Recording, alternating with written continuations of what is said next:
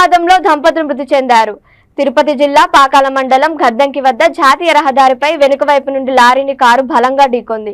కారులో ప్రయాణిస్తున్న దంపతులు అక్కడికక్కడే మృతి చెందారు. వారి కుమారుడు గాయాలతో బయటపడ్డాడు. బాలుడిని చికిత్స నిమిత్తం తిరుపతి రుయా ఆసుపత్రికి తరలించారు. మృతులు ఉత్తరప్రదేశ్ కు చెందిన జ్యోతి గోయల్, ఆశీష్ గోయల్ గా గుర్తించారు. వీరంతా బెంగళూరు నుంచి తిరుపతి వైపు వెళ్తుండగా ఘటన జరిగింది.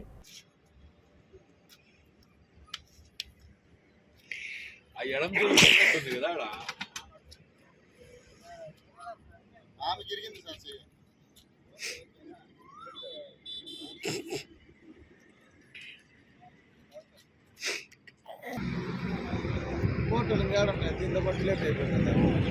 చూస్తాం మెసేజ్కి దాన్ని యాక్సెస్ చేస్తాం. కదా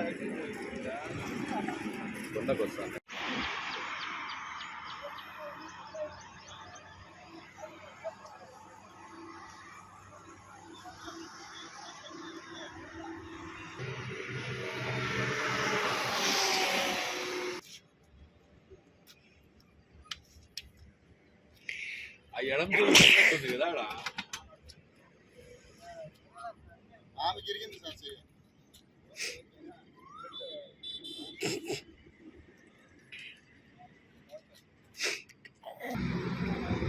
ఫోటోలు కావడం దీంతో పాటు లేట్ అయిపోతుంది. చూస్తాం మెసేజ్కి దాన్ని యాక్సెస్ చేస్తాం.